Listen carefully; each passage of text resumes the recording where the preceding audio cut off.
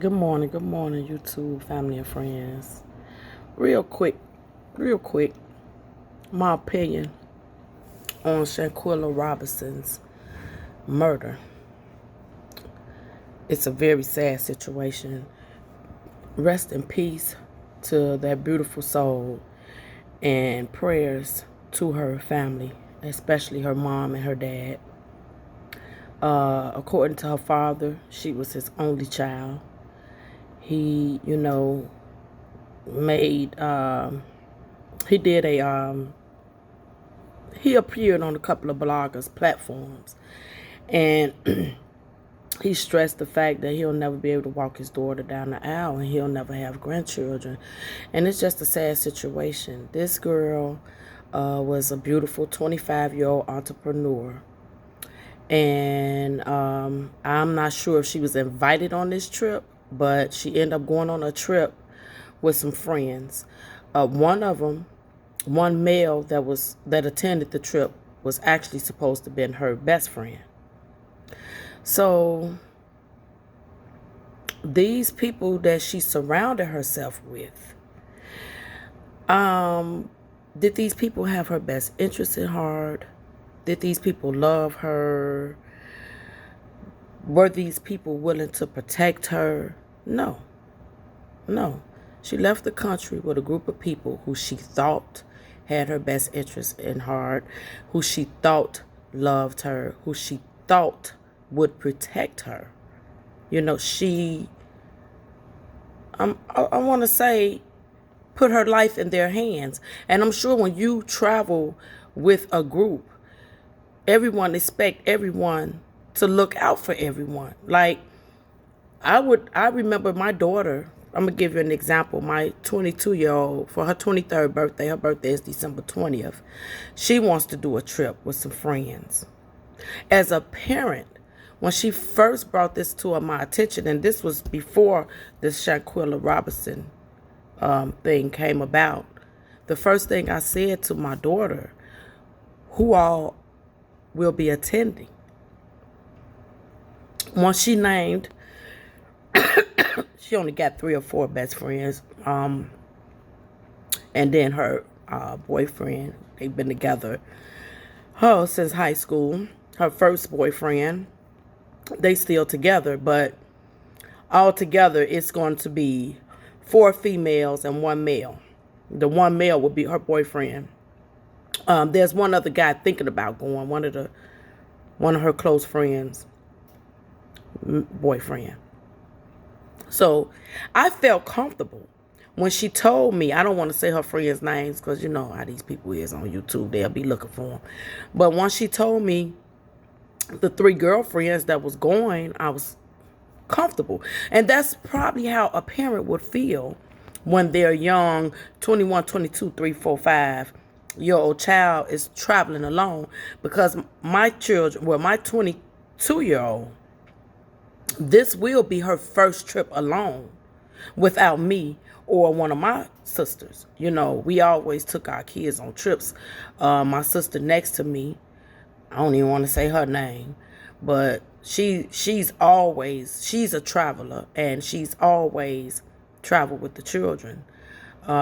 She would call me and say, get the kids ready on this date, we're going to Florida. And that's just what it was. And it's always been like that. So my kids have did more traveling than I've did. And that's real talk, But as far as on their own, no. This will be her first time traveling alone. But now I have concern. Like, this is scary. You think your child is with people that she can trust, people that you trust, and this happens. Like, why? Well, in my opinion, it was some jealousy going on. This girl was beautiful, young, and successful. She had 3 businesses. They say she paid for the Airbnb.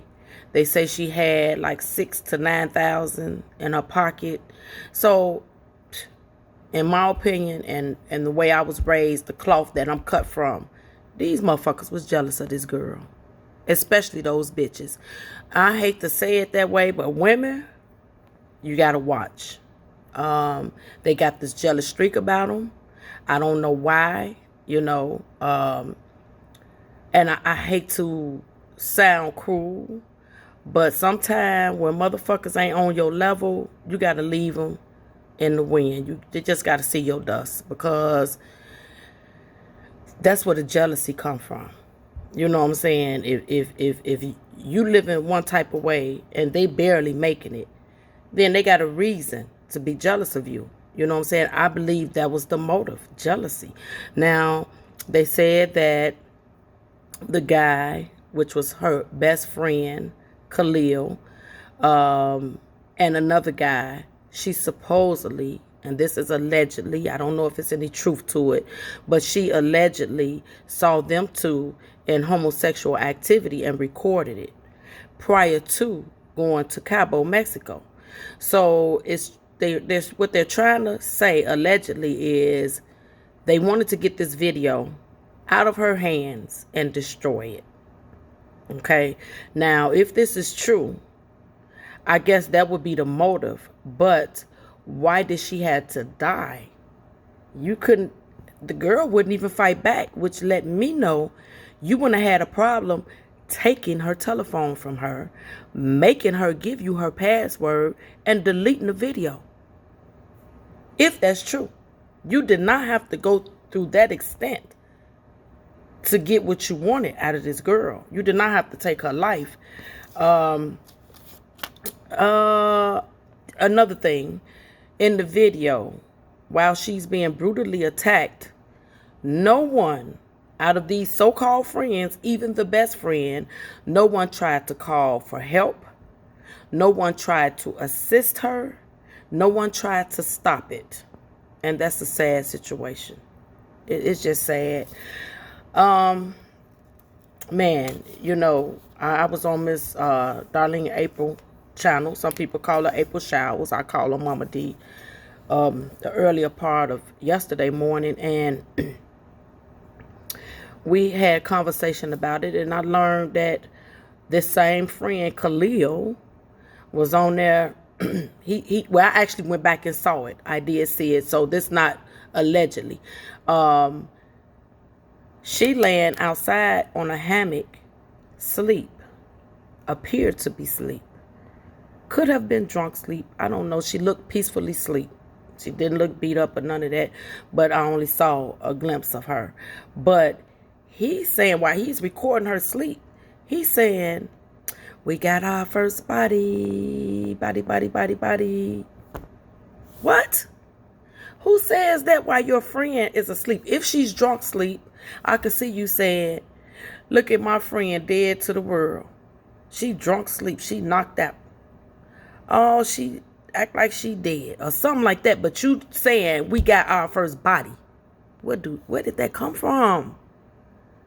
And this was allegedly when they videotaped her laying in the hammock and he's singing, we got our first body. This was the night before. Okay. Watching that video made me think, no, she dead already. And they went and laid her in that hammock. But as I watched, I saw that when the fight took place, it was daylight outside. When he did that video, we got our first body, it appeared to be night outside. So that's the part that kind of got me like, okay, maybe she was alive, but that's real strange for him to be singing, we got our first body, the night before she was actually murdered. So, you know, you got to be careful who you call your friends. Be careful who you trust. That's the main thing, trust. You just can't trust everybody. You know, in today's world, you got to really, really get to know people. You don't get to know people in a small amount of time. A small amount of time is 6 months to a year, maybe 2. No, you don't know nobody like that. You know, you got to be around them. You got to know their family. You got to know a lot about them, you know, to even consider them friends, to even put your life in their hands on a trust level. You see what I'm saying? I don't want to put myself in that category, but I mean, like, it's people I trust, and then I later found out, hey, I would have had my life. I actually had my life in this person's hands, you know. So once you realize that, I'm not gonna even say that. And once you realize none of that, just be mindful, be careful, be more selective.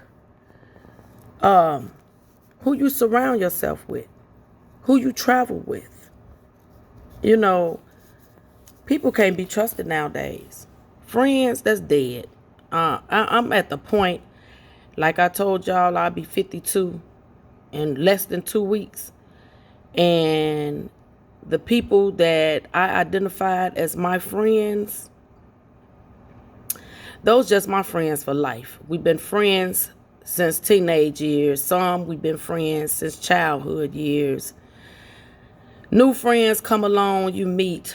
Just look at them as associates. Let that be associates.